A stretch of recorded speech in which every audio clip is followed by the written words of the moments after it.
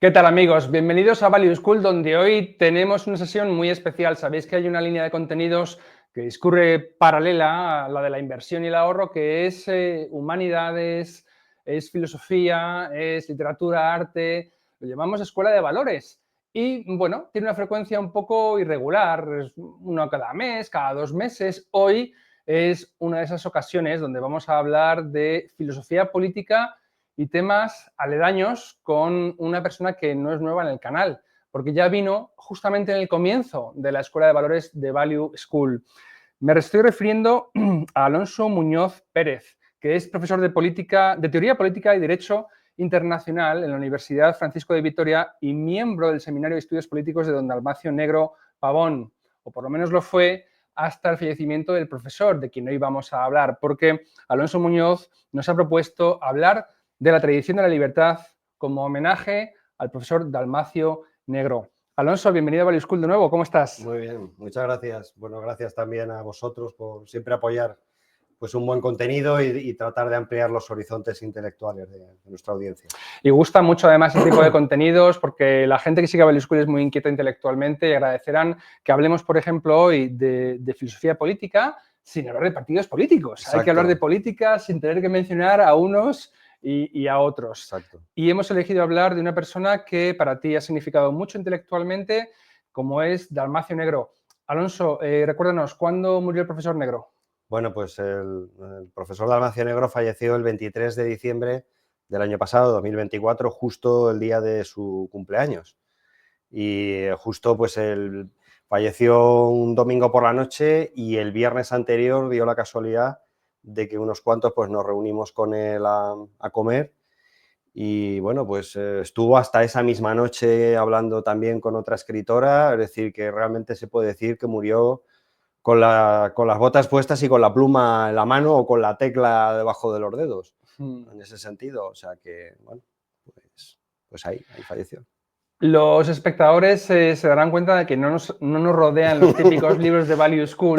En este caso, Alonso nos ha traído una biblioteca portátil. ¿Son todos de Dalmacio Negro o...? No, tenemos aquí alguno, por ejemplo, de su maestro, Luis Díaz del Corral, que además pues, ha sido reeditado hace poco. Di el título para que quede en la grabación. El rapto de Europa, una interpretación histórica de nuestro tiempo. Uh-huh. Y bueno, pues Luis Díaz del Corral también es uno de los discípulos predilectos de Ortega y Gasset.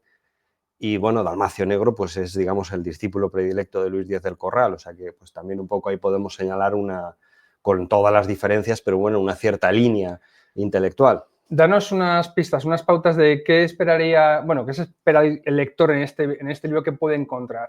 Bueno, pues este es un libro de la disciplina fundamental de Dalmacio Negro, que es la historia de las ideas.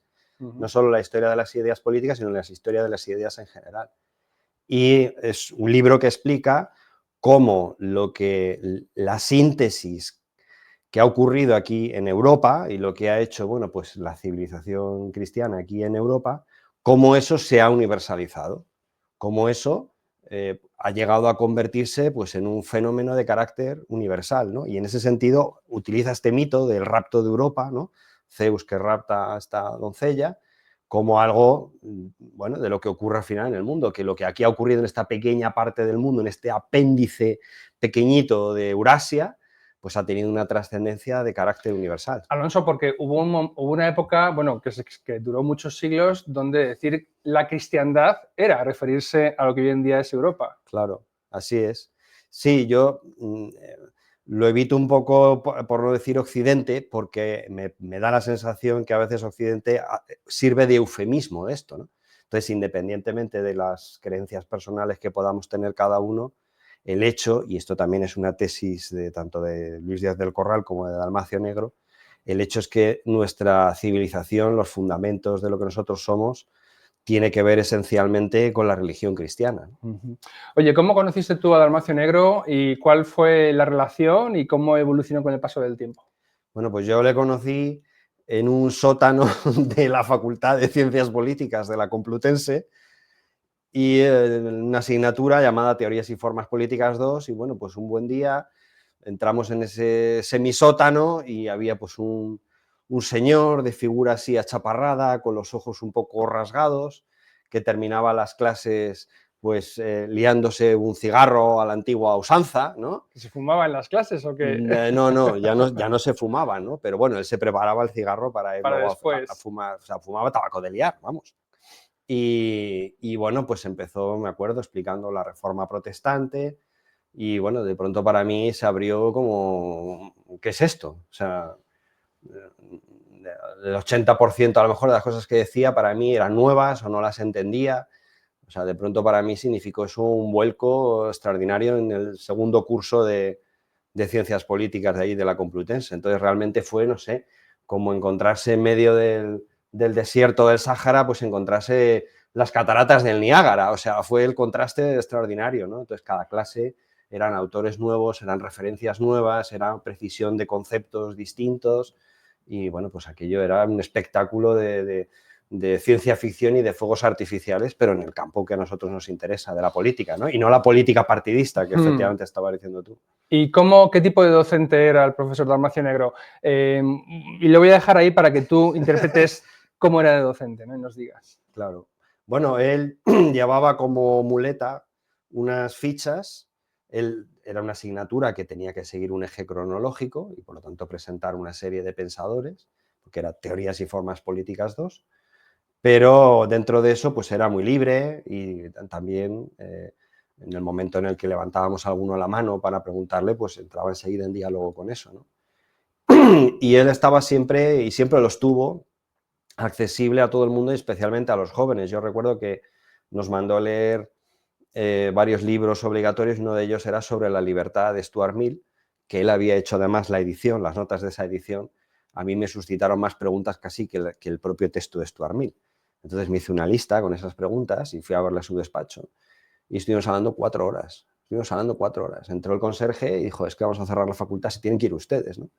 Entonces, realmente, él tenía una accesibilidad con cualquiera que tuviera un mínimo interés, realmente él estaba disponible para eso, ¿no? Y especialmente con los jóvenes, especialmente con quien estaba empezando, y aquello, bueno, pues era extraordinario, era, no sé, como si de pronto te estuviera explicando física Albert Einstein y estuvieras 4 horas en el despacho con él preguntándole desde las cosas más básicas y él tuviera la paciencia de explicarte todo. O sea, me da la impresión de que no era un profesor temido, ni... Es decir, era cercano o... Bueno, veo que a lo mejor un poco sí, cuéntame. Claro, hombre, cuando yo ya lo cogí, el nivel académico de la facultad había descendido ya tanto que, bueno, él poco podía hacer, pero digamos, los que sí le tuvieron, por ejemplo, en la universidad de los años 80, de los años 90, que sí que era posible, por ejemplo, cambiarse de grupo, etcétera, sí que le tenían porque era un profesor muy cercano y todo esto, pero también muy exigente.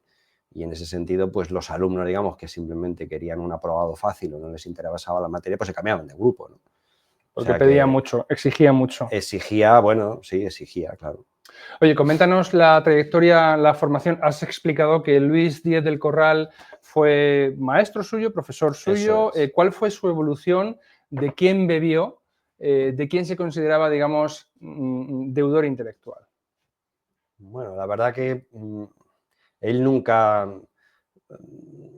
hablaba en ese sentido de yo soy deudor intelectual de o algo así, no hablaba en ese sentido, ¿no? Pero sí que citaba mucho pues, a su maestro, a Carl Smith, a los grandes clásicos del pensamiento político. Yo creo que Carl Smith en un determinado momento sí que empezó a tener una gran influencia en él. También Carl Smith, con todos los matices que se quiera hacer, pues no deja de ser uno de los pocos pensadores alemanes católico, ¿no? Y por lo tanto él siempre sabía español, hacía muchos viajes a España y por lo tanto tenía una gran apertura a la cosmovisión mediterránea, digamos, del mundo moderno y de la política. Y en ese sentido, pues bueno, yo creo que ahí había también una cierta conexión con todas las distancias que se puedan hacer, ¿no? Y sobre todo la idea del Estado. La idea del Estado. Estamos todo el día hablando del Estado, pero en realidad es un concepto que es un poco como democracia, libertad, amor. Son conceptos que prácticamente pueden significar una cosa, su contraria, la intermedia. No sabemos exactamente muy bien qué quiere decir. Y yo creo que una de las grandes aportaciones de Dalmacio Negro, muy a partir de Smith, pero yendo un poco más allá de Smith, pues es precisamente precisar las características cualitativas distintas de la forma política propia de la modernidad protestante, ¿no? De la modernidad, digamos, de la versión de la modernidad que ha triunfado. Y eso es algo que todavía no es generalizado, es una aportación que cada vez nos estamos dando cuenta más que es original de él. O sea, esa... Mira, sí, por favor, como claro, veo tantos libros, no dudes en agarrar el que te parezca que viene al caso y nos lo presentas, además. Eso es. Bueno, pues aquí tenemos además dos libros que no amenazan. Son como artículos un poco largos, pero bueno, se hacen amables por su extensión, como dos bombones intelectuales, pues que serían Gobierno y Estado, es decir, justo la distinción entre, en general, la forma organizada de cualquier sociedad política, que sería el gobierno, y una manera específica de eso, que sería el Estado, ¿no? Y bueno, pues es tratar de precisar esas dos distinciones, ¿no? Digo porque es algo también que en el terreno del liberalismo, sobre todo el liberalismo influenciado por los anglosajones, no se suele tener presente. Y se habla indistintamente de gobierno y Estado, no se hace esa distinción. Vale, detente un poquito a explicar justamente eso, porque incluso hoy en día uno tiende a pensar cuando habla, no, es que el Estado, pero no sabe si se refiere uno pues a Pedro Sánchez y el Consejo de Ministros o es que hay algo más, es una especie de ente sin cara que es manejado por unos ministros concretos en cada legislatura, en cada mandato. Explícanos por qué lo confundimos y cómo lo entendía y enseñaba Dalmacio Negro. Bueno, esto obviamente llevaría lejos, ¿no? Pero digamos, para que lo tengamos claro desde el principio, el Estado no empieza con Adán y Eva, el Estado es como cualquier creación humana, tiene un origen histórico muy concreto, no ha existido desde siempre y su existencia va vinculada a la modernidad, es decir, finales del siglo XVI, ¿no? Y cuando hablamos de Estado, hablamos de la forma política de la modernidad, sobre todo de la modernidad protestante. Eso tiene una serie de características, pero no es algo tampoco desconocido a la gente. Es decir, en la medida en que tú entiendes cómo funciona la política en el mundo moderno, bueno, estás entendiendo en el fondo el Estado. Pero digamos, una característica muy clara del Estado sería la soberanía, ¿eh? La soberanía es una especie de omnipotencia inmanente, es decir, construir lo que nos une a todos los individuos y a todas las asociaciones, tendríamos todos por encima un poder sin límites formales. Y por lo tanto, ya el fundamento de vivir juntos pues no sería una religión, una tradición, una historia, unas costumbres, que era lo que había sido hasta entonces, sino que lo que nos uniría a todos, precisamente porque no nos ponemos de acuerdo en esas cosas, nos uniría ese mismo poder sin límites formales, ¿no? No quiere decir que de hecho no los pueda tener, pero en abstracto la soberanía puede decidir sobre cualquier cosa.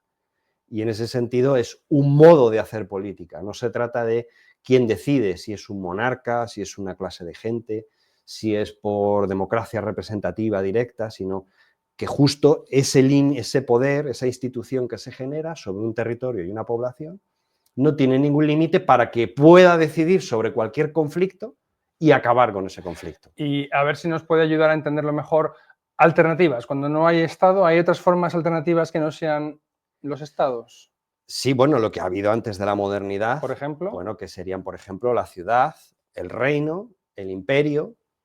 Se podría decir que lo que surge en la Edad Media europea, la nación histórica, sería una forma política también natural, pero bueno, el Estado es un diseño artificial, es una estructura pensada para cuando no nos ponemos de acuerdo, cuando no hay esa espontaneidad propia del mundo antiguo o medieval, ¿no? ¿Y el gobierno qué es entonces? Y entonces el gobierno es la institucionalización, ¿vale?, del modo de hacer política de una sociedad dada. Es el término genérico. Puedes referirte también como gobierno a la cabeza del poder ejecutivo, ¿no? Pero no, en el sentido amplio, cuando hablásemos, por ejemplo, de el gobierno de los antiguos romanos, bueno, pues diríamos la República Romana, el Imperio Romano, el gobierno de los antiguos egipcios, bueno, pues el faraón, las castas de sacerdotes, los sistemas que tenían ahí de tribunales, etcétera. Eso sería el gobierno, ¿no? Es el término genérico para la institucionalización de la política en una sociedad dada. Vale, pues para que quede registrado en la grabación, sobre todo para el audio, diré que una de las monografías que nos acaba de recomendar Alonso se titula Gobierno y Estado, de Dalmacio Negro, editado por Marcial Pons, dentro de la colección Prudentia Iuris. Así es. Y la segunda se llama Sobre el Estado en España, sobre el Estado en España, Marcial Pons, también, Dalmacio Negro, Prudentia Iuris. Y las dos son además muy finitas, como dices tú, bombones intelectuales de 120 páginas que se leen en una sentadita. Bien, y ahora me quedaría, antes de hacerte la siguiente pregunta, dentro de estas explicaciones que has dado, ¿dónde entra la nación? Hemos hablado de Estado, de gobierno, pero la nación se me queda como entre medias. Claro. Bueno, la nación, aquí hay que distinguir, esto no es una distinción de Dalmacio, es de alguna manera una distinción tópica, muy utilizada, pero no somos muy conscientes de ella, ¿no? Por una parte, habría que distinguir la nación histórica, que es lo que surge en la Europa medieval, como una manera de especificar la religión común, que es la cristiana. Es decir, de la misma manera que dentro de la Iglesia Católica hay una única iglesia, pero hay distintos carismas, pues los dominicos, los jesuitas, los agustinos, los distintos movimientos, ¿no? Todos son católicos, pero pueden llegar a ser muy distintas, ¿no? La manera de entender la fe es muy distinta y los acentos son muy distintos. Bueno, pues digamos, a nivel político, a nivel cultural, esas diferencias sería lo que en la Edad Media surge como naciones, es decir, la manera en la que en Francia se incultura, se hace carne, por así decirlo, el cristianismo, pues sería el modo de ser francés o el modo de ser inglés o alemán o español. Esas son las naciones históricas, es un fenómeno europeo, netamente europeo. Cuando viene el Estado, y con la Revolución Francesa, lo que va a hacer es que el Estado ya no va a ser una extensión del cuerpo del rey, sino que va a ser una extensión de una nación, digamos, que el propio Estado se crea artificialmente. Este es el proceso que ocurre en la Revolución Francesa. Y ese sería el concepto de nación política. Entonces, el concepto de nación política, por así decirlo, sería lo que en Francia se genera con París contra el resto de Francia. Ese conflicto interno que hay sería la nación política contra la nación histórica. Entonces, a veces confundimos Estado y nación, sobre todo porque estamos utilizando nación en el sentido de nación política. Los nacionalismos, en realidad, si se piensa, no serían nacionalismos, serían estatismos, es decir, serían grupos que quieren generar un Estado y, bueno, para ello se crean su propio, por decirlo en términos económicos, son empresarios que se crean su propio mercado. Si no lo hay, pues yo crearé la necesidad para poder vender mi producto. Entonces, el que no tiene un Estado tiene que generar un idioma o homogeneizar lingüísticamente la población, un sistema militar extendido, un sistema educativo, unos medios de comunicación, para luego presentar, digamos, como algo natural la estructura artificial política sobre eso, ¿no? Alonso, has mencionado antes la modernidad anglosajona. ¿En oposición a qué? Explícanos qué entiendes por esas dos palabras, modernidad anglosajona, y eso, ¿frente a qué está situada? Claro, sí. Esto es ir un poquito, lo toca también Dalmacio, pero bueno, es ir un poco más allá de Dalmacio en el sentido literal, por lo menos, ¿no? Bueno, trato de especificar siempre modernidad protestante porque muchas veces, precisamente donde queremos conservar ciertos valores o cierto criterio que contrasta, ¿no?, con la línea mayoritaria de lo que llamamos el mundo contemporáneo, el mundo moderno, hacemos una dicotomía donde, claro, como yo estoy criticando el mundo moderno, de alguna manera entonces, bueno, entonces yo no estoy en el mundo moderno, ¿yo dónde me pongo? Me pondría de alguna manera como fuera del mundo moderno, ¿no? Entonces, por eso le pongo ese apellido, ese adjetivo para decir, no, lo que se está criticando es una determinada posibilidad histórica de la modernidad, que es la que triunfó, que es la modernidad del norte de Europa y en el último extremo, pues la modernidad anglosajona, ¿Dónde ¿no? triunfó? En Europa. Bueno, claro, primero en Europa y luego a través del rapto de Europa, pues en el resto del mundo. Pero eso significa que el protestantismo triunfó frente al catolicismo, eso es lo que estás Claro, planteando. Y una exactamente. forma política, una forma de entender la política particular del protestantismo frente a la particular del catolicismo. Claro. ¿Y cuáles serían esas dos formas? Por ejemplo, en el protestantismo, por muy paradójico que resuene esto, la Iglesia vuelve a formar parte del Estado, se vuelve a unir Iglesia y Estado. Sí. Pensemos en Inglaterra, en Enrique Dinamarca. VIII, el cabeza de la Iglesia hasta actualmente con Exacto. Hoy el en rey. día en Alemania, lo que pasa es que la Iglesia Católica está incorporada a esto también, desgraciadamente. Pero hoy en día en Alemania, la Iglesia evangélica, la Iglesia protestante de Alemania, es una corporación de derecho público que además recauda impuestos, se queda con el 6% del salario de los alemanes, ¿no? Desgraciadamente, después de la Segunda Guerra Mundial se incorpora a la Iglesia Católica a este sistema, ¿no? Pero en primer lugar, paradójicamente, se vuelve a unir Iglesia y gobierno y poder político. Y por otra parte, se separan pues, lo que serían los elementos de confianza fiduciales y los elementos racionales. Y por lo tanto, eso da a que el mundo humano, ¿no?, se secularice, es decir, ya no tenga influencia de la teología o de la moral. Es decir, estás relacionándolo con esta expresión que habremos oído todos a menudo de que la religión pertenece al ámbito de lo privado. Eso es, eso es. Eso es donde la religión al final tiene que ver un poco con una cuestión moral, pero moral también en el sentido individual o caritativa, pero no tiene unos elementos intelectuales que ayuden a entender el mundo de una manera u otra, ¿no? Y por lo tanto, eso es muy propio del protestantismo. En palabras de Lutero, que esto era una frase que le gustaba mucho citar a don Dalmacio, para Lutero la razón es la ramera, la prostituta del demonio. Así lo decía literalmente Lutero, porque él quería salvaguardar la fe, está claro, ¿no? Pero se hace esa separación, se hace esa... el mundo moderno protestante, pues es un mundo de separaciones entre el fuero interno y el fuero externo, entre lo subjetivo y lo objetivo, entre los sentimientos y la realidad objetiva, entre la fe y la razón, entre la moral y la utilidad práctica o el cálculo, ¿no? Y bueno, eso configura una manera de hacer política, pues evidentemente muy distinta de la anterior, ¿no? De lo que don Dalmacio llama por la tradición de la libertad. Creo que ahí tienes el libro además que se titula de esa manera. Explícanos qué tipo de obra es, para qué lector está dirigida. Eso es. Bueno, pues este es formalmente, digamos, la monografía número 11, la última, si excluimos las recopilaciones de artículos, traducciones y tal. La última de don Dalmacio la tuvo porque el Centro Diego de Covarrubias pues, le dio el premio y, bueno, pues este fue un poco el libro discurso que él hizo de recepción de ese premio, ¿no? Y él lo llama la tradición de la libertad porque precisamente quiere evitar esas falsas dicotomías entre, por un lado, el liberalismo y, por otro lado, digamos, los elementos, bueno, de la tradición, un criterio, ¿no?, que no sea simplemente el criterio subjetivo de yo escojo esto y por el hecho de que lo escojo es bueno, ¿no?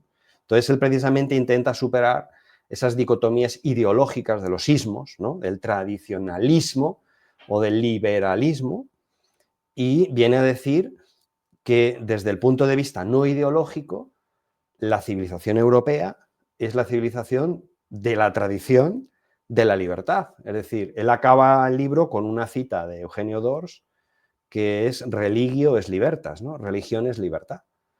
Y en ese sentido él viene a decir, toda esta libertad que nosotros tenemos, libertad económica, libertad de pensamiento, libertad en el sentido de movimientos, de emprender, de hacer proyectos, ¿no? Todo ese tipo de libertades que son tradicionales en nuestra cultura, vienen por influencia, o sea, la causa de eso es una causa religiosa, no es contra la religión, no es a pesar de la religión, sino es precisamente por influjo del cristianismo. Incluso extremando las cosas, se podría decir que la secularización, como acabo ahora de decir con el protestantismo, o incluso el ateísmo, son posibles por causa religiosa. Es decir, es la única civilización donde existe el ateísmo como un fenómeno extendido. Y eso es precisamente por la libertad, ¿no?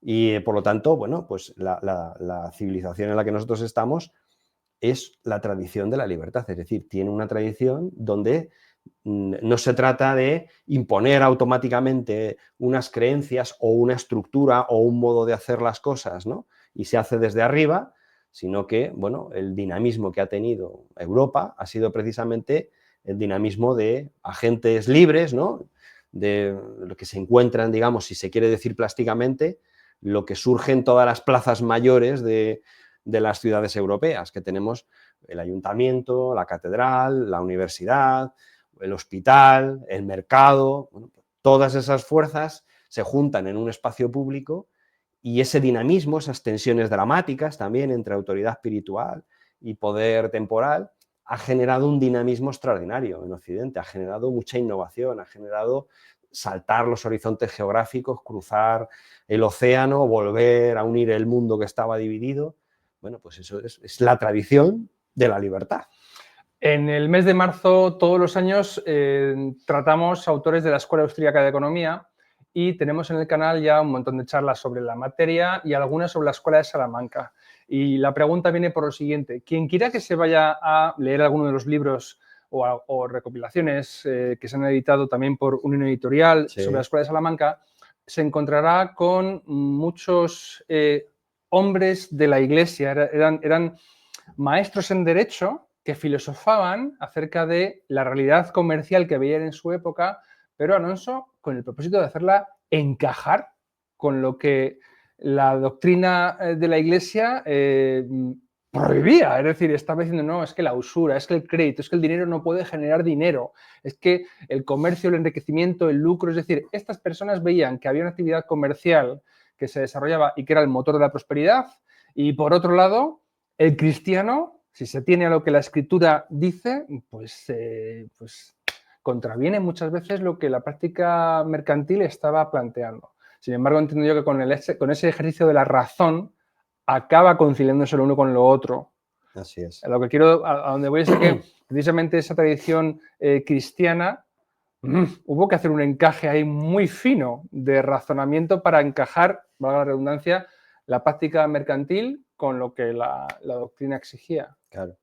Bueno, hay que tener presente que, por ejemplo, esta consideración negativa de la usura, es decir, el pensar que prestar dinero con un interés, es decir, poniéndole precio, es algo inmoral, era, digamos, el pensamiento extendido. Hasta hoy en día, pues sigue siendo así en los judíos ortodoxos, en los musulmanes, que tienen que acudir a ficciones jurídicas para poder tener un banco musulmán, digamos, ¿no? Tienen que acudir a ciertos subterfugios conceptuales porque formalmente está prohibido. Entonces, en ese sentido, la concepción objetivista, ¿no?, de la mercancía y de la utilidad, etcétera, etcétera, no es propia del cristianismo, simplemente es el mundo antiguo. Lo que va a hacer el cristianismo, claro, lo que va a hacer, pero esto no es automático, esto requiere 9 siglos de embarazo del mundo antiguo por parte del cristianismo, que llamamos precisamente Edad Media.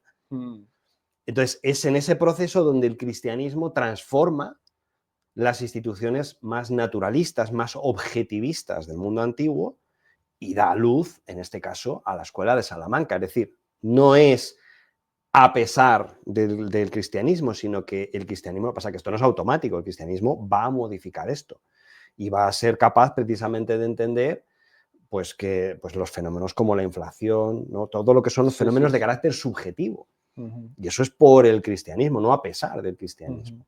Entonces, bueno, todo lo que es la Escuela de Salamanca, tanto a nivel jurídico, que se haga una defensa de la igualdad de derechos, ¿no?, entre comunidades políticas distintas en base a la común naturaleza humana, que es lo que hace, por ejemplo, Francisco de Vitoria, que inspira luego lo que serán las leyes de Indias, que haya esa igualdad jurídica entre los peninsulares y los de Allende los mares, que es una cosa, es decir, ¿dónde ha pasado eso? Es una cosa increíble, ¿no? O sea, es extraordinario.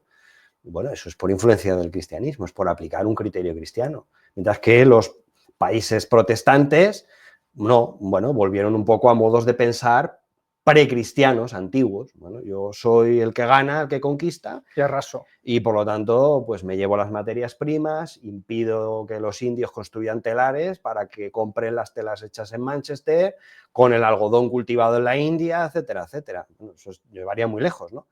Eso no sucedió en el Imperio Español, en el Imperio Católico Español, por influencia del desarrollo del comercio, de las infraestructuras, de las ciudades, todo lo que hay, los cambios de los cheques, la Feria de Medina del Campo, todo este tipo de innovaciones se hacen no a pesar de la teología, sino en diálogo y gracias a la teología. Bien, con las restricciones y las carencias de las etiquetas, pero son muy útiles para preguntar, por ejemplo, el profesor Dalmacio Negro, dirías tú que era liberal y católico, y a partir de aquí hazme los matices, porque eso va a reflejarse clarísimamente en su obra.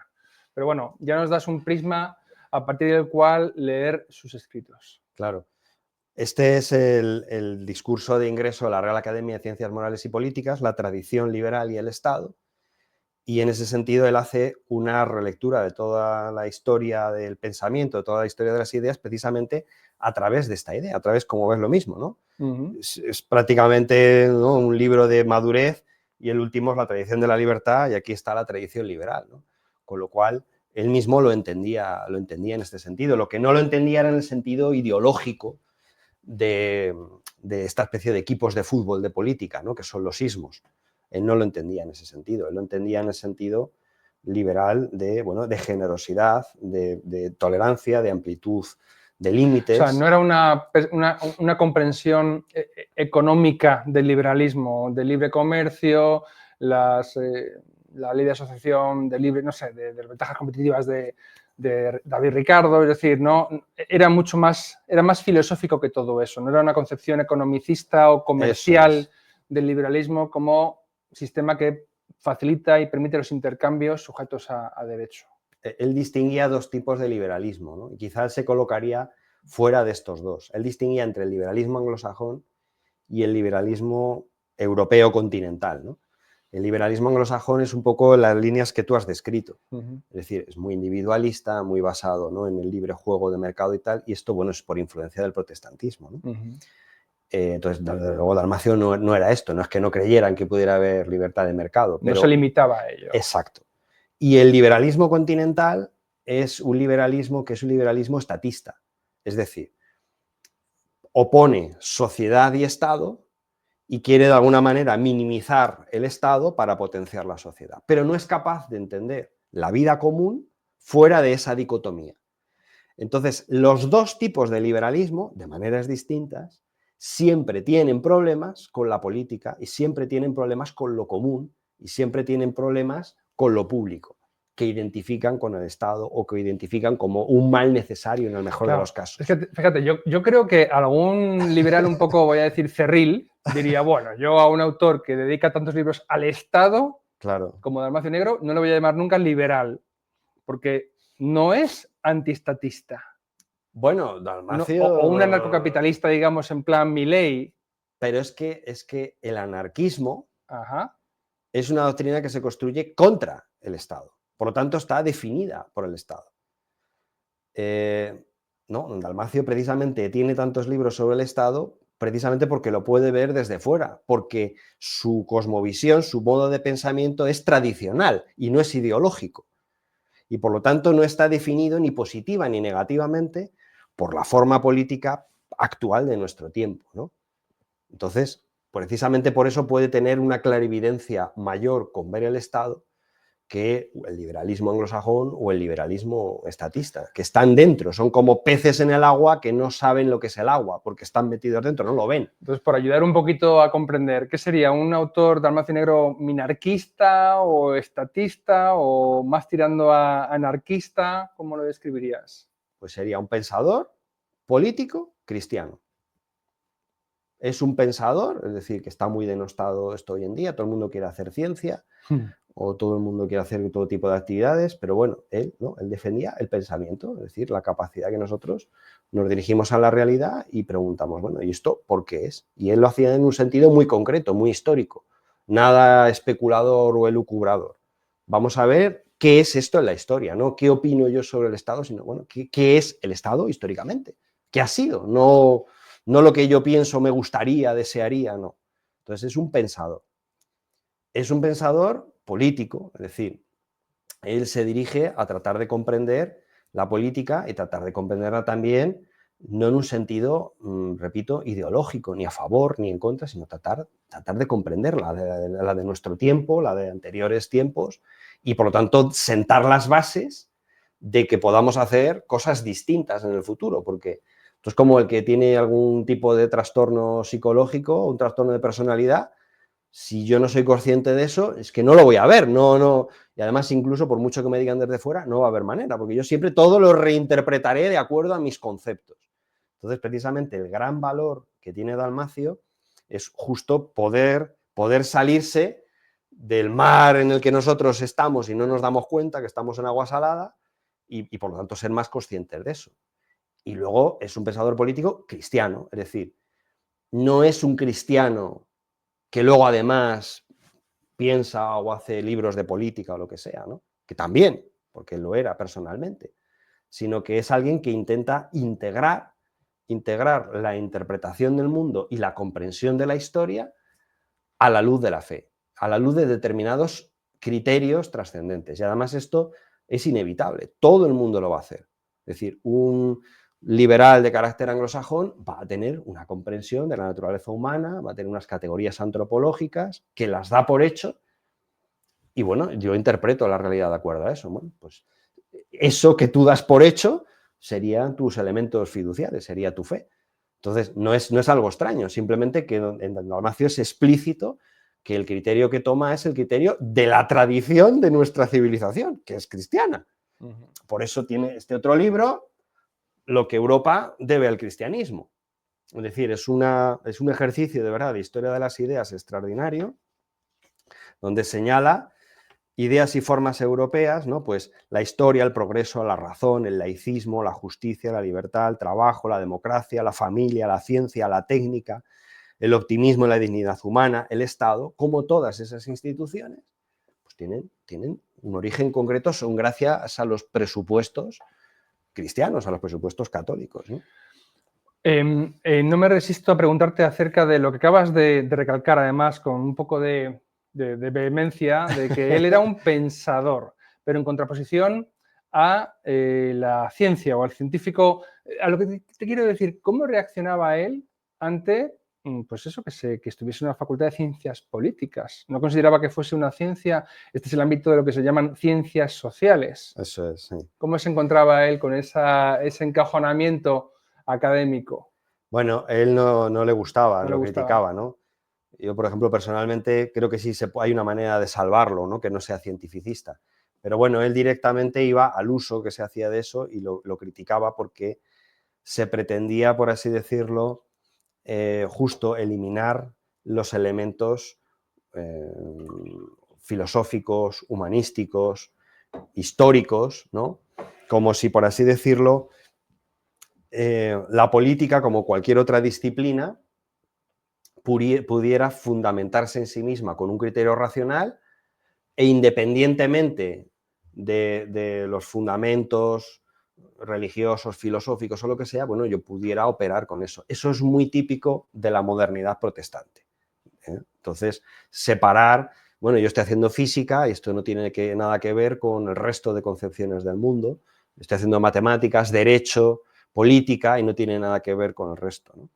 Pero bueno, en ese sentido, precisamente él, por ser un pensador que piensa a partir de la tradición, consideraba que eso era una visión reduccionista, ¿no? Giovanni Sartori, que es uno de los grandes popes de la ciencia política, digamos, escribió un artículo que está traducido en español, más o menos hacia el final de su vida, que se llama ¿Hacia dónde va la ciencia política? Y diciendo que esta matematización de la ciencia política, convertirla en una ciencia social, darle una especie de estructura conceptual, racional, deducida, etcétera, etcétera, pues dice que al final ha convertido en infumable, es decir, en completamente irrelevante. Y en realidad, pues eso es un poco lo que pasa. La gran virtud precisamente que tiene don Dalmacio como pensador es que no es un intelectual que se sienta en su despacho y empieza, voy a especular con regímenes políticos ideales, ¿cómo podría ser como tal?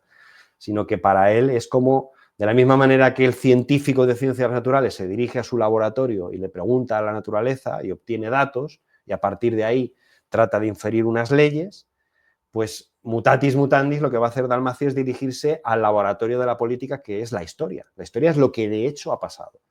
Y por lo tanto, si yo quiero saber de política de una manera realista, me tengo que dirigir a la historia y a comprender la historia. Y eso no se puede hacer con una aproximación reduccionista o matematizante, ¿no? Que es lo que a veces parece que queremos hacer. Entonces, en el fondo, a veces la ciencia política se convierte un poco en una ideología. ¿Cuáles son los temas principales, dirías tú, de interés, investigación y luego producción académica de Dalmacio Negro? Has hablado de las formas del Estado. claramente se ha mencionado, bueno, si quieres... Ahí tienes, enseña libros. Mira, te lo voy a dar para que tú lo puedas presentar. Hemos hablado también de la libertad, que es otro de los temas, y la tradición cristiana. Pero bueno, explícanos cuáles serían, a tu juicio, esos temas que trabajó durante toda su vida. Bueno, el primero de ellos, pues obviamente el Estado, ¿no?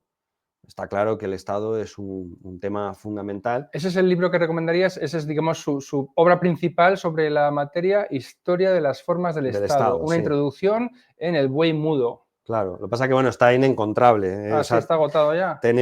Está agotadísimo. Tenemos que, o sea, él dejó un manuscrito muy ampliado de este libro y pues en algún momento los discípulos pues sacaremos esa edición nueva, ojalá, ¿no? ojalá. Claro que sí. Entonces, repito, no debemos entender aquí el Estado al uso de un manual que tú te encuentres de teoría del Estado, ¿no? Sino el Estado como forma política de la modernidad, de la versión de la modernidad que ha triunfado, que es la modernidad protestante.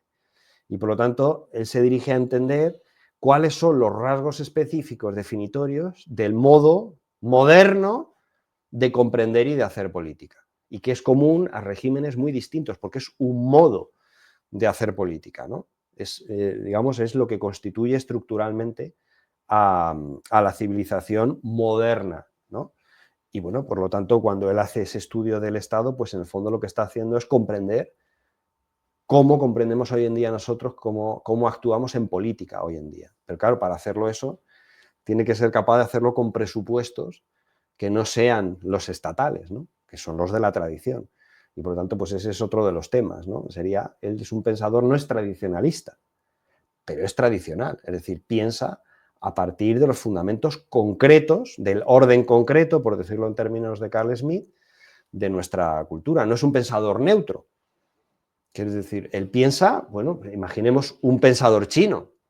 Pues un pensador chino obviamente tiene que pensar, aunque esté escribiendo hoy en día, tiene que pensar a partir de Confucio, a partir de las escuelas que hay legistas, por supuesto, es que es su tradición. De las coordenadas que le son propias a su civilización. Claro, por supuesto. Y en ese sentido, digo también para que veamos que no es una cosa rara, rarísima o ilegítima lo que está haciendo, ¿no? No, tiene sentido común, es sensato, sí. Claro, y es el ancla. Es el ancla que tiene, porque el problema con el mundo moderno es que quita esa ancla para no ser concreto y pretender utilizar unas categorías en la política, pero no solo en la política, en la ciencia, en la financiarización de la economía, o sea, sustituir la economía real por abstracciones financieras, ¿no? Entonces, bueno, el ancla de Don Dalmacio es precisamente la tradición, y eso es lo que le permite ver tan claramente el modo de hacer política de hoy en día, más allá del regate corto de la política del día a día. ¿Qué otros temas dirías tú que serían también interesantes de abordar en la trayectoria intelectual de Don Dalmacio? Hemos hablado de las formas del Estado, la tradición de la libertad. ¿Alguno más por ahí? Bueno, pues mira, este es un libro que no es de él, es de su amigo también ya fallecido, Carlos Corral, que era un jesuita que estaba en el departamento allí de Relaciones Internacionales de la Complutense, y luego se fue a Comillas, y está hecho, digamos, en diálogo con él, lo pone aquí, con el asesoramiento y las colaboraciones de Dalmacio Negro, ¿no? ¿Y se titula? Bueno, es una monografía, Teología Política, una perspectiva histórica y sistemática. También abordó la teología política, entonces. Eso es. Entonces, esto quizá no en el común de los mortales, pero en el mundo académico, el propio término teología política genera, genera sobresaltos, sí, ¿no? Sí. Porque introduce una idea de que como que tú pretendes deducir la política o lo que sea de la Biblia o de la teología, algo así. Remite a Irán y a teocracias. Algo así, exactamente, ¿no? Pero bueno, aquí sería pues una especie de integrismo católico, o conservadurismo. Y no es ese. Nada que ver con eso. En primer lugar, es constatar que el fundamento de todas las sociedades humanas, es decir, la constatación empírica histórica, es que el fundamento de todas las sociedades humanas es una religión, es un elemento religioso fiducial. Incluso hoy en día, en las sociedades occidentales o de la antigua cristiandad, ese elemento fiducial ya no es la tradición religiosa de ese sitio, ¿no? Pero sigue habiendo esos elementos religiosos, lo que pasa es que no los llamamos así. pero sigue habiendo pues una moral, sigue habiendo unos ritos, sigue habiendo unas creencias, sigue habiendo, la gente se dirige pues en muchas ocasiones al Estado como se dirigía antes a la Iglesia, y en vez de hacer procesiones pues hace manifestaciones y le pide pues de alguna manera a la seguridad social, seguridad existencial y ese tipo de cosas. Esto sería mucho más complejo, pero quiero decir que en primer lugar es constatar que no se puede abordar el fundamento de la vida humana, el por qué estamos viviendo juntos, sin un elemento trascendente. No se puede porque la historia y la realidad que ven nuestros ojos nos lo impide, hasta hoy en día. Y en segundo lugar, desde el punto de vista de nuestra civilización, es comprender cómo la visión de la vida común, de la vida política, ha sido influida y es influida y puede ser entendida desde fundamentos cristianos, católicos, ¿no? Porque si no van a ser otros fundamentos. Van a ser otros fundamentos. Los del protestantismo, bueno, esto no es ninguna tesis alocada, es la tesis fundamental de Max Weber, la ética protestante y el espíritu del capitalismo.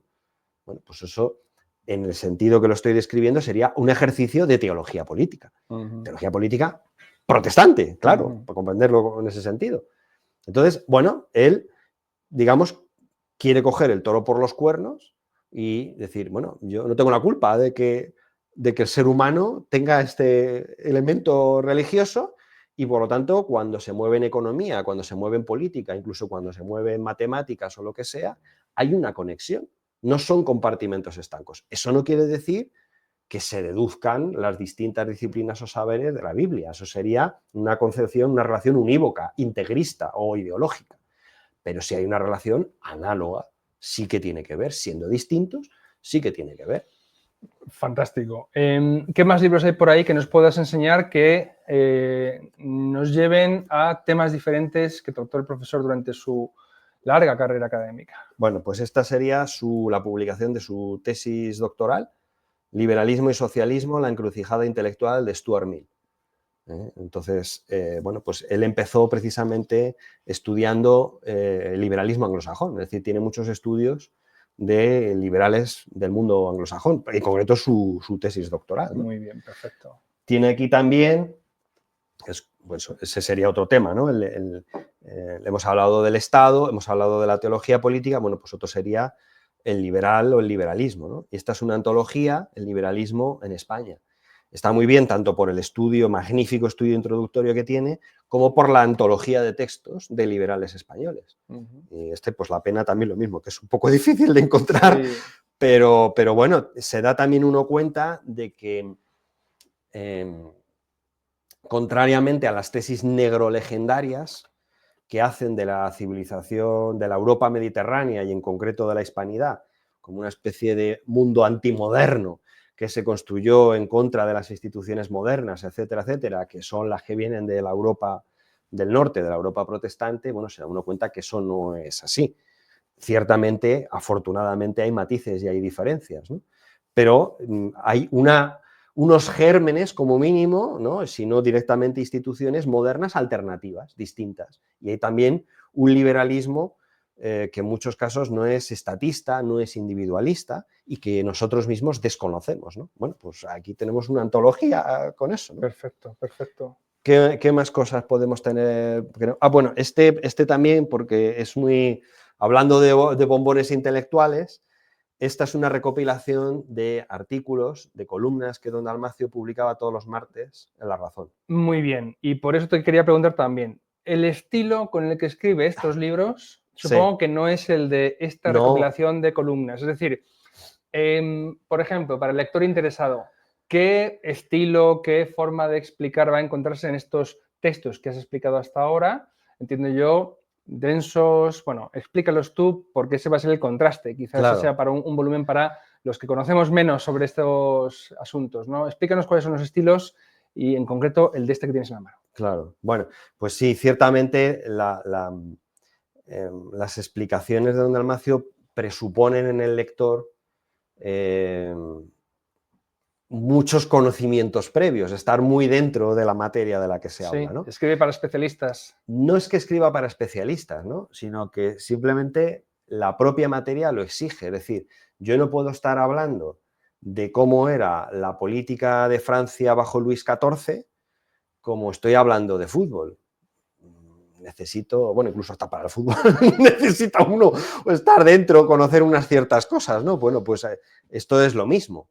Eso no es necesariamente malo, es decir, yo los libros que tengo subrayados, pues ese, por ejemplo, La tradición liberal y el Estado, ¿no? Que me leía 5 páginas al día, los tengo todos subrayados en diferentes colores, porque claro, todo era nuevo para mí. O sea, son densos. Son densos, pero bueno, quiero decir, esto es como extrañarse de que yo voy al gimnasio y me canso, yo te o digo, sudo. aquel librito de La tradición de la libertad lo he leído yo para esta conversación y me ha costado, ¿eh? Digo, madre mía, una cosa tan fina, porque son 150 páginas apenas, digo, uff, esto hay que leerlo despacito, claro, con buena letra. Y acompañado, o sea, sí, son... sí. Pero eso va a pasar lo mismo cuando tú tocas los fundamentos de un saber humano o tocas algo muy central que tiene muchas resonancias en distintos ámbitos de la realidad, es que te va a pasar lo mismo, es que te va a pasar en filosofía, pero te va a pasar en economía, te va a pasar hasta en cuestiones más pragmáticas de, yo qué sé, marketing, por ejemplo. Bueno, pues es que cuanto más valioso sea alguien que está hablando de mercadotecnia o este tipo de cosas, más para el que no está metido en eso, más raro. Yo me encontraba en el libro La tradición de la libertad con, bueno, cuajado, trufado de términos. Claro. O sea, uno se da cuenta de que eso es un término que el autor está utilizando porque entiende que su lector va a desentrañarlo, va a comprender lo que significa.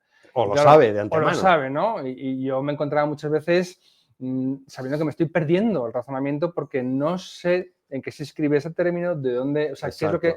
Yo me daba cuenta de que se presuponía un conocimiento que yo no tenía. También el libro tiene notas a pie de página, pero vamos, son meramente casi referencias a obras claro, de las que él cita. Es profuso en ese sentido. Claro. Con lo cual, yo lo he encontrado un poco asequible para quien no está en la materia. Eso es. Pero entiendo que este volumen que presentabas... Eso.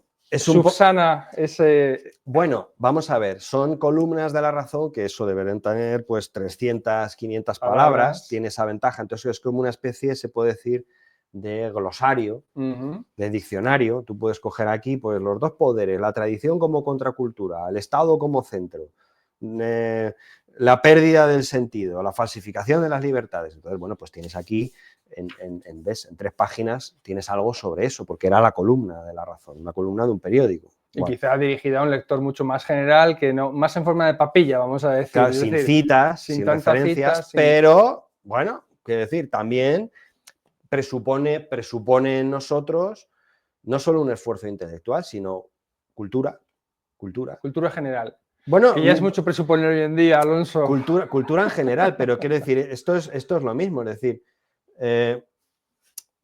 precisamente porque voy a una clase de artes marciales o voy a una clase de levantamiento de peso muerto, ¿no? Bueno, pues obviamente, claro, es que sobre todo cuando estás empezando, te duele todo es difícil, todo es nuevo. O tú empiezas no sabes nadar, pues tienes que hacer al mismo tiempo, tienes que hacer la respiración, el movimiento de las piernas, los músculos de aquí, las manos, todo coordinado, mover la cabeza, claro, todo te abruma. Bueno, esto no es nada distinto a eso, es lo mismo, quiero decir, es un baile en el que uno tiene que ir entrando, tiene que ir bailando y al principio pues te enterarás de un 5% y luego pues eso subirá a un 10% y dentro de poco te encontrarás confortable en esa constelación de referencias intelectuales, de autores, de conceptos que para ti ya te son familiares. ¿Qué autores te pueden transportar a ti a un universo intelectual así? Muy pocos. Muy pocos, porque precisamente lo que tenemos ahora en el mundo intelectual sería, es como si yo fuese al gimnasio y el monitor me dijese, bueno, pues ladea un poquito la cabeza, levanta el dedo meñique. Y sí, bueno, claro, obviamente, ay, qué bien me siento que he podido seguir la clase, ¿no? Pero claro, no vas a coger fuerza física. Tú al revés necesitas un entrenador que esté muy por encima de ti. Y esto es Don Dalmacio. A ver, el volumen que tengo en la mano, que es el que tú tenías hace un momento, se titula Liberalismo, y liberalismo. Artículos políticos, 1989-2013, publicado por Los Papeles del Sitio del profesor Dalmacio Negro. ¿Dirías que es una buena puerta de entrada? Ese, sí, y también quizá Gobierno y Estado o Sobre el Estado en España. Las dos monografías que hemos mencionado al principio. Sí. Mira, el de Sobre el Estado en España tiene la ventaja de que es una relectura como muy breve, pero es una relectura de toda la historia de España a la luz precisamente del Estado, es decir, de la forma política de la modernidad protestante. Y por lo tanto, ganas ahí dos cosas, o sea, ganas más clarividencia con tu propia tradición histórica y cultural, que es la de la hispanidad, y al mismo tiempo la comprensión de la política del mundo moderno, que sería el Estado, ¿no? Entonces... ¿Qué más tenemos por la mesa? ¿Qué más tenemos por la mesa por aquí? Tenemos más. Bueno, yo quería traer también algunas, porque es muy representativo de la obra de Don Dalmacio, artículos y separatas. Por ejemplo, él, cuando estaba en la Real Academia de Ciencias Morales y Políticas, pues de vez en cuando, en las reuniones que tenían todos los miércoles, pues le tocaba por turno a los académicos hacer sus intervenciones, ¿no? Y bueno, pues unos se lo toman más en serio, otros se lo toman menos en serio, y Dalmacio pues se lo tomaba en serio. Y cada vez que hacía eso, pues realmente producía lo que luego han sido o gérmenes de libros o artículos que merece la pena en una recopilación por todo el sentido que tiene. Entonces, pues bueno, los tres modos de la política, una respuesta ateopolítica al silencio de Dios. Es decir, son interpretaciones que a partir de la historia, a partir de determinadas clases, conceptos, introducen un elemento fresco de ver las cosas, ¿no? ¿Qué significa ateopolítica? Bueno, él distinguía entre ateísmo y ateioísmo, ¿no? O sea, el ateísmo es la negación directa de Dios, ¿no? Mientras que la ateiopolítica sería simplemente ignorar completamente, no tener en cuenta el elemento divino. Et si Deus non daretur, ¿no? En esa frase que se atribuye a Grocio, que no es literal de él, pero bueno, es como si Dios no existiera. Entonces, bueno, pues una psicología como si Dios no existiera, una vida humana como si Dios no existiera, una economía como si Dios no existiera, una política como si Dios no existiera. Y eso genera un modo religioso de hacer política, por paradójico que sea. Muy bien, muy bien. ¿Qué más? Sobre el modo histórico de pensar, pues lo mismo, es decir, cómo anclar el pensamiento para que no sea una reflexión especulativa muy propia de la modernidad, muy racionalista, ¿no? Anclarla precisamente en lo concreto de la historia, ¿no? Lo cual también es un modo muy cristiano de pensar. Siempre el pensamiento concreto, de órdenes concretos, de realidades concretas, ¿no? Sobre la teología política protestante, lo mismo, es decir, es tratar de comprender los elementos de carácter religioso que hay detrás de lo que a veces pensamos que es secular, ¿no? O ya está. El fin de la normalidad, un nuevo tiempo eje. ¿Esto lo escribió en tiempos de COVID? ¿O pues mira, el fin de la normalidad? Este es de 2014. Ah, bueno, antes entonces. Un poco antes. Como se hablaba por aquel entonces de la nueva normalidad. Nueva normalidad, exacto. Bueno, esto es a propósito de un autor alemán que precisamente titula un libro suyo así, El fin de la normalidad, ¿no? Y bueno, tiene que ver un poco, se podría interpretar, por así decirlo, la normalidad en el sentido de los criterios de sentido común basados en la tradición, ¿no? Lo que la gente que viene, por ejemplo, de países extraeuropeos o asiáticos, chino, por ejemplo, ¿no? Que formalmente vive en un régimen comunista, etcétera, etcétera, bueno, pero viene al mundo, el llamado mundo occidental, y hay cosas que dicen, están locos esta gente. En ese sentido dice el fin de la normalidad, ¿no? Y bueno, pues la inmortalidad como problema político, es decir, tiene cosas muy sugerentes, muy sorprendentes, ¿no? Y lo bueno es todo lo que uno aprende, todo el músculo intelectual, de conocimiento histórico y de pensadores que uno tiene pues gracias a él, ¿no? Entonces, ahí veo un volumen muy bonito que está ahí en tapadura con sobrecubierta. ¿Cuál es? Sí, este de aquí pues es el libro homenaje que le hicimos los discípulos en el 2022, íbamos a dárselo por su 90 cumpleaños, pero bueno, no llegamos. Pensar el Estado, Dalmacio Negro, la política de los hechos y la política de la libertad, coordinado por Jerónimo Molina. Hay también aquí transcrita, bueno, está la bibliografía, es útil también porque está toda la bibliografía de Don Dalmacio, de monografías, artículos, traducciones, artículos periodísticos, bueno. Es impresionante. Y está transcrita una entrevista que quizás, si me lo permites, puedo también aconsejar, que le hizo uno de los miembros del seminario, muy joven, José Luis Fernández de la Mora, perdón, Álvarez de Mora, y está transcrita aquí, pero está también el vídeo en YouTube. Es una entrevista muy interesante. Estupendo, qué claro. bueno. Y bueno, pues es un libro homenaje, creo yo que tiene cosas valiosas, no es el típico libro de homenaje un poco rollo, que es lo que se suele hacer en la universidad, sino que pues Jerónimo Molina, que es uno de sus discípulos más destacados de la Universidad de Murcia, pues quiso que tuviera valor en sí mismo. Muy bien. Oye, 2 libros de los papeles del sitio. Háblanos de Sí. de esta editorial, ¿a qué se dedica o por qué publicaba tanto o qué interés tenía por Dalmacio Negro? Bueno, Jerónimo Molina es muy amigo del poeta que está detrás de esta editorial boutique, digamos, sí, muy que sería, selecta, con muy buena calidad. Claro, que cuida mucho el papel, la edición, ¿no? Un criterio estético muy cuidado. Y entonces, bueno, pues aprovechó un poco de esa amistad para publicar estos libros también un poco selectos en esa, desde luego, en esa editorial. Ahí tienes más libros. Sí, este otro que también es un libro muy interesante, que a su vez tiene también intervenciones, los capítulos son a veces intervenciones de don Dalmacio en la Real Academia, que es El mito del hombre nuevo. El mito del hombre nuevo. Y realmente es una reinterpretación o una comprensión del mundo moderno, de las características también hasta existenciales que tenemos hoy en día, pues a la luz, ¿no?, de lo que él llama el mito del hombre nuevo, es decir, tratar de transformar la naturaleza humana para generar un tipo de sociedad, un tipo de economía y un tipo de política distintas, ¿no? Y bueno, pues señala tanto las raíces intelectuales de esto como el último capítulo, Hombre Nuevo en el siglo XXI, da una serie de características del hombre, de lo que a su juicio es el hombre nuevo, que son pues muy sugerentes, muy traídas, ¿no? Una neutralización, por así decirlo, de la naturaleza humana, ¿no? Y bueno, pues quiero decir que tiene ese valor es una especie de hacer filosofía a partir de la crítica a la cultura o a la crítica de la sociedad actual, ¿no?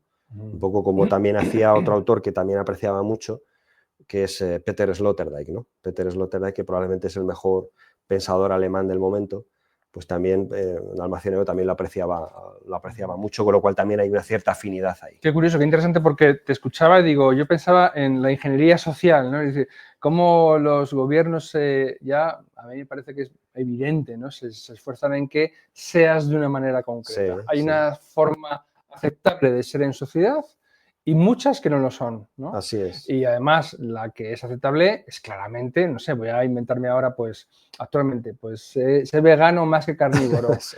ve caminando más que en coche. Por supuesto, todas las culturas son iguales y debes de... Bueno, no, la tuya no es peor que las demás. Tienes que pedir perdón, los demás son agraviados a los que tú tienes que resarcir. En fin, hay un montón de requisitos que si eres un hombre, pues eso, comilfo del siglo XXI, debes pues esforzarte por cumplir. Claro. Y continuamente desde la propaganda de la que llega del gobierno, no lo digamos, pero de la Unión Europea, se va en una misma dirección. Claro, y lo que tienen en común todas esas características que tú has dicho es neutralizar la naturaleza humana. Es decir, si yo, por ejemplo, dejo de consumir carne y me hago vegano, bueno, pues en el fondo estoy perdiendo energía, estoy, digamos, más allá de los casos individuales que pueda haber, ¿no? Pero evidentemente si de pronto toda la población de 50 millones de personas dejaran de consumir carne, obviamente influiría en el carácter y en el talante y ¿no? Sería, vamos, una consecuencia directa, ¿no? Lo que has dicho, ¿no?, respecto de pues, los medios de conducir, de transporte, todo ese tipo de cosas. El planeta, hay que cuidarlo por encima. Vamos, es que te da una cosa... Joder, mira, yo he tenido aquí conversaciones donde hemos comentado artículos en prensa que aconsejaban que lo mejor para cuidar el medio ambiente es no tener hijos. Claro. Porque manchamos, los seres humanos contaminamos y dices, pero bueno, pero ¿en qué cabeza cabe que eso sea una recomendación? Claro, pero bueno, es lo mismo, es decir, el ser humano tiene que estar en la realidad de manera neutra, es decir, incluso contra la ley de la termodinámica, ¿no? Entonces, bueno, que precisamente la naturaleza, el mundo, ¿no? Es un equilibrio isostático y el ser humano no es nadie para tocar o modificar eso, ¿no? Por lo tanto, se pierde la idea de la dignidad humana, se pierde la idea de la originalidad, del valor de la persona. ¿En pro de qué? En pro de una especie de valor de equilibrio abstracto del universo.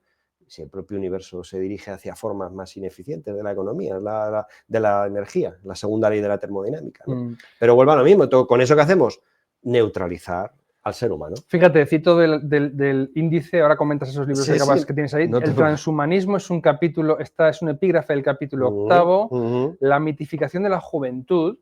En una sociedad como la nuestra española, que tiene un montón de jubilados ancianos, lo que se ensalza es la juventud. Aquí con 55 años ya es que te prejubilan, ya no sirves para trabajar, ¿no? Te mandan a tu casa. El movimiento Nueva Era, las bioideologías, en fin, que es que creo, bueno, no lo he leído este libro, pero parece que trata justo de esos asuntos. Claro, claro, y lo hace, como ves, tratando de buscar siempre todo eso que nosotros percibimos de alguna manera, pero no podemos ver a lo mejor cuál es la conexión última de eso. Él tiene la habilidad de poner todo eso en un conjunto coherente, ¿no? y hacerlo manifiesto. Y en ese sentido es muy clarividente, en mi opinión, por ese motivo. Qué interesante. ¿Y ahí qué tenías? Bueno, y aquí que es uno de los que más se suele citar por ahí, ¿no? La ley de hierro esta es la nueva edición. Sí. La ley de hierro de la oligarquía, de Dalmacio Negro, tampoco es muy...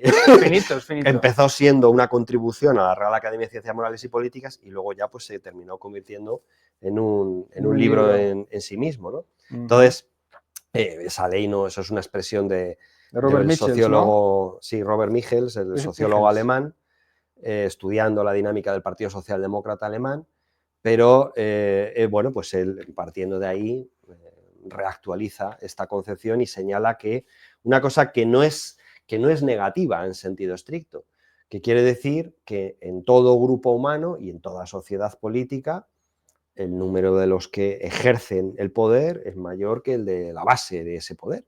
Y por lo tanto quiere decir que el anarquismo es imposible, es un mito, y que todas las sociedades humanas deben estar organizadas. Y eso no es malo en sí. O sea, no es un sentido peyorativo de oligarquía, ¿no? Otra cosa es cuando ese grupo pequeño de gente que está gobernando, gobiernan no para el bien común, sino gobiernan para sí mismos.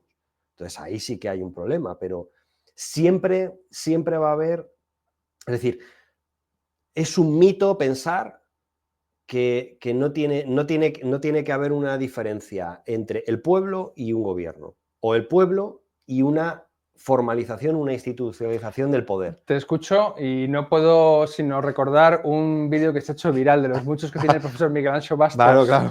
en que le explica a Juan Carlos Monedero en un programa de televisión justamente esto, la ley de hierro de la oligarquía, claro. Con todo lo que a toro pasado sabemos que ha ocurrido en ese partido, que empezó siendo una especie de movimiento asambleario, ¿no? ¿Dónde está Íñigo Errejón? ¿Dónde está Juan Carlos? Bueno, ¿dónde no están? Que es en la primera línea de la política. Donde no está Juan Carlos Monedero, lo que pasó con Irene Montero, con Pablo Iglesias, es decir, y al final como aquello, pues hay una oligarquía que son los que son, que bueno, se han repartido el poder y ahí están Yone Belarra, Isa Serra, en fin.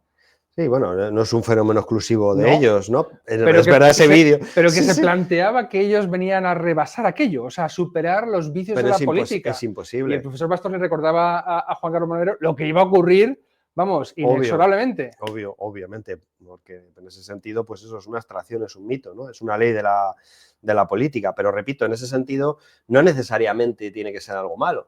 Es decir, en todas las disciplinas, o sea, en el arte, pues no todo el mundo puede ser artista. Y no es nada malo que haya gente que dibuje y que se exprese artísticamente mejor que yo, o que tenga un talento para eso, ¿no? Bueno, no es o en ciencia o en medicina. Claro, los que tienen el encargo o un cierto talento, también se podría decir, para liderar hombres, incurren en la responsabilidad de ejercer eso no en beneficio de sí mismo simplemente, sino en beneficio del conjunto. Y en ese sentido, el artista no solo escribe para su ego, sino que escribe porque de alguna manera se hace representante, expresión de todo un pueblo.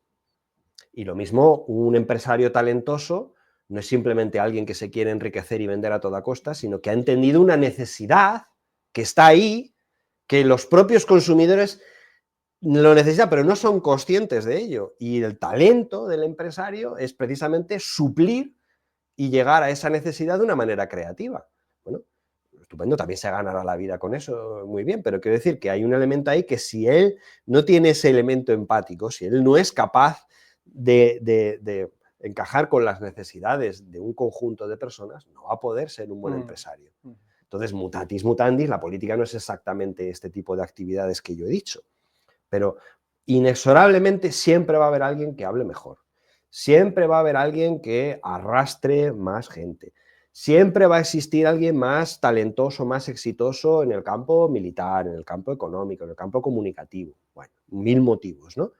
Pero el caso es que lo que hay que conseguir son formas políticas donde aquellos que mandan, que ejercen el mando, lo hagan en beneficio del pueblo y no en su propio beneficio. Entonces, uno de los... Perdón. Sí, no, te iba a preguntar justamente por ese libro, España o el 78, porque si algo han criticado tanto Monedero como Iglesias es el régimen del 78. Digo, no vaya a salir el profesor Dalmacio Negro Podemita de repente. Claro, bueno, pues es que... Es un libro crítico, explícanos. Claro, en cierto sentido, digamos, tipo de partidos como Podemos, por mucha crítica que de boquilla hagan al régimen, bueno, en realidad se aprovechan del mismo e incluso contribuyen a reforzar las peores dinámicas oligárquicas de esos regímenes, ¿no? Y en ese sentido, desde este punto de vista, a Dalmacio Negro le parecería poco radical este tipo de aproximaciones. Poco radical. Claro, poco radical, porque sirven para afianzar la parte más negativa de las actuales instituciones políticas que tenemos, no solo en España, sino en toda Europa. O sea, que lejos de ser antisistema serían pro-sistema. Serían completamente parte del sistema, sistémicas. Los discípulos, por ejemplo, los discípulos de Gustavo Bueno, todos los, digamos, la izquierda clásica, por así decirlo, no pueden ser más críticos de esta gente porque perciben correctamente que están ayudando al sistema. En el peor de los sentidos de sistema, ¿no? De lo que estábamos antes criticando. Entonces, en ese sentido, repito, como Dalmacio pues es un pensador libre, no es un pensador ideológico, pues hombre, entiende que estamos llegando a un punto en Europa, y concretamente en España, donde las instituciones que tenemos no solo no trabajan por el bien común, no solo trabajan para ellas mismas, ¿no? Sino que trabajan para la destrucción del sujeto político, es decir, en este caso de la nación, ¿no? De la nación histórica, que somos nosotros, ¿no? Los que estamos aquí. Y por lo tanto, en ese sentido, pues un poco este libro de la editorial Contragolpe, ¿no? España o el 78, que está hecho también pues, por otros autores, también Javier Torros, Luis Riestra, Irene González, que acaba de sacar un libro, por cierto, Jorge Sánchez de Castro, Ignacio Ruiz Quintano, que escribe en el ABC. Entonces, bueno, precisamente porque queremos salvar al pueblo, porque queremos salvar nuestra tradición, porque queremos salvarnos a nosotros mismos, eso nos tiene que llevar a que si unas instituciones nos están haciendo daño, no nos ayudan a eso, pues tendremos que prescindir de esas instituciones y cambiarlas con toda la libertad del mundo, ¿no? Y eso parece que al estamento, sobre todo, cuanto más subes en el estamento intelectual, más miedo da este tipo de pensar, ¿no? Pero es un pensamiento perfectamente realista y concreto. No pasa nada. Esto no funciona, esto está produciendo resultados negativos para España, los europeos, etcétera, etcétera. Bueno, pues debemos tomar consecuencia de esto y quitarlo y cambiarlo o cambiar de clase política. Eso yo creo que todo el mundo que no pertenezca a esto está de acuerdo en que las clases políticas europeas son muy deficitarias, muy deficientes. Muy bien. Vamos a ir ya enfilando el último tramo de la sesión con las últimas preguntas. El pensamiento y la obra de Dalmacio Negro, yo creo, sin conocerlo tanto como tú, evidentemente, muy mainstream no es. Es decir, se le lee, se le ha leído. ¿Dónde han tenido más eco sus trabajos y sus aportes? Y ha sido quizá en la arena de la política real que vemos en los telediarios o solamente en el ámbito académico. Bueno, pues mira, yo creo que ha tenido un influjo, digamos, de río subterráneo. Y ese río subterráneo, con el tiempo, cuando se empiecen a secar, digamos, cuando empieza a dejar de llover en la realidad, cuando empieza a haber sequía afuera, va a ser más apreciado y va a ser más buscado. O sea, en el largo plazo creo que la influencia de Dalmacio Negro se irá sosteniendo e irá creciendo en el tiempo, ¿no? Entonces, la influencia la ha tenido precisamente en aquellos que nos colocamos donde él se colocaba. Es decir, en un pensador que piensa a partir de nuestra tradición intelectual, cultural y religiosa, no tiene ninguna preferencia partitocrática ni ideológica con respecto de las instituciones que tenemos y por lo tanto es libre frente a ellas y no aspira a encuadrarse digamos, por algo muy comprensible por la naturaleza humana, encuadrarse pues, en una escuela, en un partido, Sí, tener una... No es un pensador de partido. Claro, claro. Entonces, y esos son los auténticos pensadores, es decir, son los pensadores que realmente pueden dar algo nuevo, algo original, porque no están mascando, no están repitiendo algo ya prefabricado. Y por lo tanto, sus palabras han tenido eco en aquellos que nos situamos precisamente pues en ese mismo sitio, es decir, como críticos frente al actual estado de cosas, tanto en la academia, como en la vida política, como en la economía, como en el campo más existencial o antropológico, bueno, haben sua fata libelli, o sea, tienen su destino los libros, ¿no? Y de pronto, pues, la recopilación que estamos haciendo de obituarios de Dalmacio, pues vamos ya por más de 80, y bueno, ha fallecido y realmente ha sido como un boom de reacciones, también mucho en el mundo hispanoamericano, y lo mismo, siempre con un poco esa línea común denominadora de gente que se encuentra un poco en los márgenes, ha sido, digamos, expulsada o no es aceptada por este régimen endogámico, ¿no? Que incluye no solo lo político, sino lo académico, etcétera, etcétera. Bien, ¿nos harías un itinerario para adentrarse en la obra? Es decir, ¿por cuál empezar?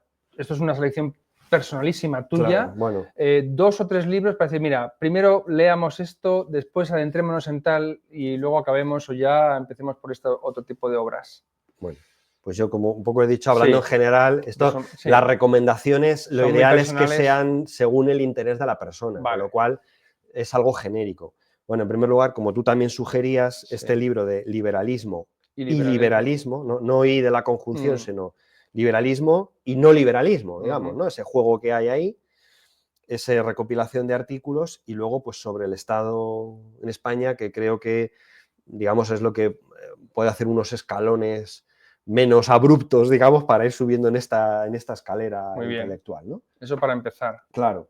Luego, pues ya dependiendo del bagaje que tenga cada uno, si hay un cierto bagaje o por lo menos gusto intelectual, filosófico, pues ya un poco a placer podríamos ir eligiendo pues lo que Europa debe al cristianismo, historia de las formas del Estado, si quiere algo mucho más político, o el mito del hombre nuevo, si quiere algo un ensayo más amplio, ¿no? Muy bien. Si uno quiere precisamente ganar un bagaje intelectual porque no ha trabajado nunca a lo mejor una historia de las ideas y quiere un poco, digamos, no tiene miedo a las curvas, pues quizá la tradición liberal y el Estado Muy bien. podría servirle en este sentido. Y el último que tiene, el de la tradición de la libertad, que es el que has manejado tú, ciertamente es denso, pero tiene la ventaja lo mismo, que es bastante breve y no abruman tanto las referencias distintas como en los otros.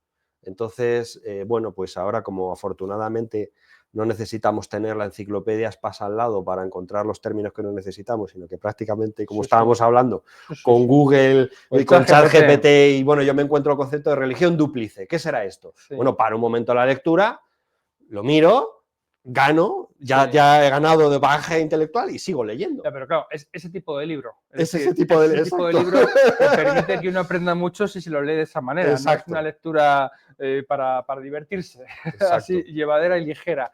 Una reflexión final. ¿Cómo te gustaría que fuese recordado Dalmacio Negro? Porque lo que hacemos aquí, queridos amigos, es para recordarlo, para que no se olvide. En un canal como es Value School de 400.000 suscriptores prácticamente, hacemos un vídeo como este, cuando encima nos dedicamos a la inversión y el ahorro, porque creemos que merece la pena recordar a esta persona y sobre todo ya en su obra. ¿Cómo me gustaría que fuese recordado, Dalmacio? Bueno, pues No lo sé, tampoco no lo sé. Si a él le hubieras hecho esta pregunta, no sé si él hubiera pensado una respuesta o lo habría importado la respuesta, porque era la persona, digamos, menos preocupada y menos pagada de sí mismo que yo he conocido jamás, jamás. Te enterabas de lo que publicaba o de si iba a una conferencia o lo que sea por terceros, porque él jamás hablaba de sí mismo, nunca, aunque le preguntases. Entonces, bueno, no lo sé cómo estaría bien que se le recordase o cómo quisiera yo, ¿no? Pero lo que sí creo, digamos, es que nosotros, no él ya, sino nosotros, por nuestro propio interés egoísta, si quieres, e intelectual, deberíamos, si nos interesan estos temas, ¿no?, de las cuestiones políticas y queremos ir a fondo con estos temas, por nuestro propio interés deberíamos precisamente ir ir hacia estos libros y hacia este legado intelectual que él nos ha proporcionado, ¿no? Entonces, creo que le recordaremos, es decir, recordar significa literalmente volver a pasar por el corazón, ¿no? Entonces, creo que volveremos a pasarlo por el corazón y por la razón por todo lo que nos aporta de gimnasia intelectual, es decir, vamos a ganar tono físico intelectual. Sí, sin duda. Y por otra parte, la capacidad original que tiene de plantear las cosas en el ámbito de la política, que en el fondo abraza todo, de una manera muy poco ideológica, muy poco ideológica. Oye, nos hemos limitado a los libros, pero te quería preguntar, yo no sé la respuesta, ¿su presencia en los vídeos? O sea, ¿hay mucha conferencia, mucho vídeo de Don Dalmacio o Alguna hay, sí que alguna hay en hay? YouTube, sí se pueden encontrar algunas conferencias, algunas entrevistas, algunas intervenciones en el seminario que teníamos con él semanalmente, que son un poco antiguas, pero sí que las fuimos subiendo. Bueno. Entonces, bueno, también uno puede, quizá a veces la oralidad proporciona un acceso más fácil, ¿no?, que lo escrito, con lo cual sí, también está muy bien esa recomendación. Vale, es por vías, ¿no? Sabes que mismo la gente parece que los libros cuestan un poquito más, hay más costumbre de consumir material en vídeo y quizá alguno quiera empezar por ahí antes de zambullirse en alguna de las lecturas que hemos comentado. Pues es muy buena precisión. Y además la oralidad para Platón era mucho más importante que lo escrito, y yo creo que los medios y YouTube y todo esto, si se entiende bien, está refrescando precisamente esa oralidad y nos evita precisamente excesos racionalistas o intelectualoides. Así que, esa es muy buena recomendación. Bueno, pues ya habéis visto lo bien que se pasa con Alonso aprendiendo de los temas que él domina y que le apasiona explicar, como es la filosofía política y sobre todo el trabajo de quien es su maestro, Dalmacio Negro. Os recomiendo que vayáis a ver el otro vídeo que hicimos con él hace ya pues 3 años prácticamente o 4, ya no sé, cuando estrenamos la línea de Escuela de Valores, porque os va a gustar igual o más incluso que este. No centrado en una persona concreta como es Dalmacio Negro, sino algo más de índole general como la filosofía política a lo largo de la historia. Nosotros queremos despedir a Alonso con un regalo y en este caso nada mejor que el último libro que hemos publicado con Deusto en una colección que tenemos de ensayo de economía y también de política. Se titula El mito del votante racional y es del autor estadounidense Bryan Caplan y esperamos que te guste, que sea también sugerente en cuanto a ideas y haya disfrute intelectual, ya nos dirás. Y bueno, es un obsequio por tu amabilidad en venir aquí, como siempre, cuando te hemos llamado. Has venido, nos has propuesto, te has traído parte de tu biblioteca y ha sido un placer charlar contigo en esta hora y media que llevamos. Madre mía, bueno, pues nada, muchas gracias a ti, gracias a Value School, gracias a don Francisco García Paramés por tener también la delicadeza de crear estas instituciones. Y bueno, pues gracias a nuestros oyentes y muchas gracias. Estupendo. Esperamos que os haya gustado esta nueva entrega de la Escuela de Valores y como sabéis aquí no solamente se trata de inversión y ahorro, sino de muchos temas más que al final nos harán, esperamos, un mejor inversor. Hasta la próxima, nos vemos por aquí.